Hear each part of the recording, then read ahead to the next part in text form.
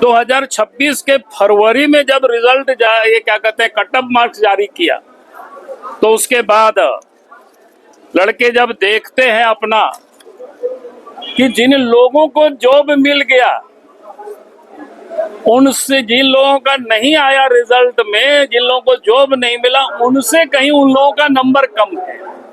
तो ये क्या बताता है? यानी पूरे नियुक्ति प्रक्रिया 4 वर्षों से चलाते रहे सरकार, वहां जेसीसी। ये सरकार को नहीं पता ऐसा नहीं है, ये सारे चीजें सरकार के संरक्षण में हो रहा है और नौकरी बेचे जा रहा है। पिछले दिनों आप सबको ध्यान में होगा जब ईडी ने मुख्यमंत्री के बड़े करीबी व्यक्ति क्या कोई विनोद सिन्हा क्या छापा मारे थे, उस समय उनके घर से बच्चों का एडमिट कार्ड मिला, जैसे क्या कहते हैं वैकेंसी का, वहां क्या कर रहा था? उनका घर तो कोई जेसीसी और जेपीएससी का दफ्तर नहीं था। इसे साफ होता है कि किस प्रकार से बच्चों का ये लोगों ने भविष्य को बर्बाद किया है, वो किसी से छुपा हुआ नहीं है।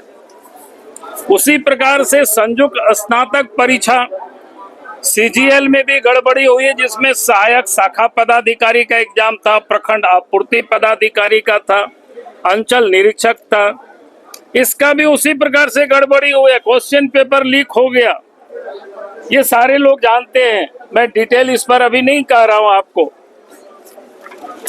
और जीपीएससी में भी उसी प्रकार से हुआ। तो ये लगातार झारखंड में ये नौकरी को, बच्चों की भविष्य को ये बर्बाद कर रही है। और इसीलिए हम की तबीयत काफी गंभीर हो गया है, शायद उसको लोग हॉस्पिटल ले गया है और सरकार बिल्कुल चुप है, कोई सरकार सुनने को तैयार नहीं है, सरकार ये मानने को भी तैयार नहीं है कि क्या गड़बड़ी हुई है। झारखंड में हेमंत सोरेन के मुख्यमंत्री बनने के बाद इन्होंने बड़ी बड़ी दावाएं की थी, लेकिन जेसीसी या जेपीएससी में जितने भी एग्जाम हुए, यानी एक प्रकार से एग्जाम, सभी एग्जाम में गड़बड़ियां हुई।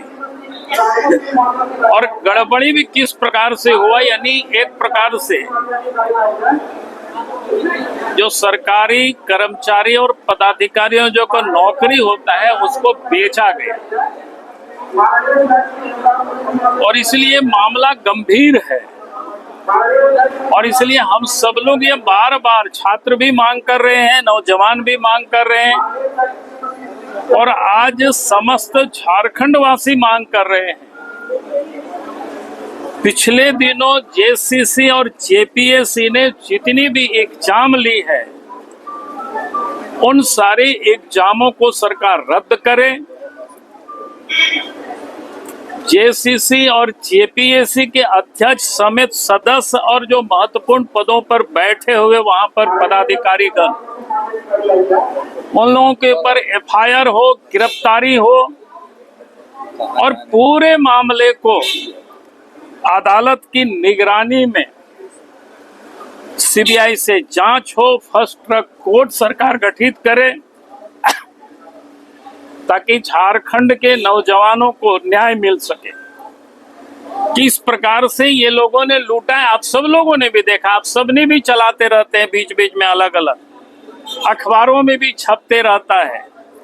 मैं सिर्फ एक एग्जाम के बारे में बताता हूं जिसमें सबसे अधिक बहालियां हुई है, वो जेसीसी द्वारा सहायक आचार्यों की।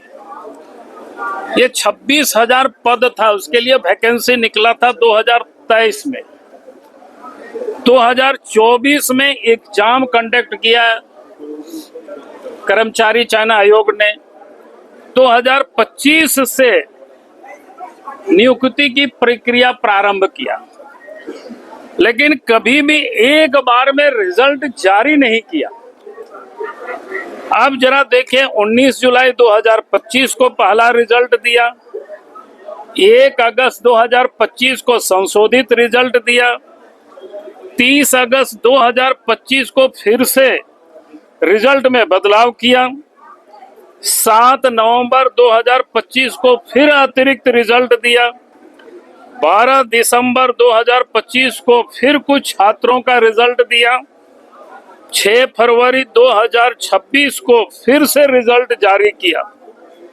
अब ये बताओ, ऐसा मैं समझता हूं कि देश के किसी भी राज्य में कोई भी आयोग जहां एक साथ वैकेंसी निकलता है, एक बार एग्जाम लेते हैं, तो रिजल्ट भी एक साथ होता है।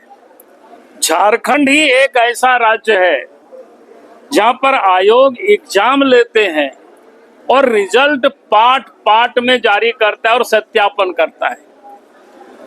घर रहने का मकान भर नहीं, ये खुशियों की तिजोरी है। दरवाजे पर दस्तक देता पड़ोस, खिड़कियों से उमड़ आता आसमां, तारों में उलझी ऐसी न जाने कितनी दास्तां।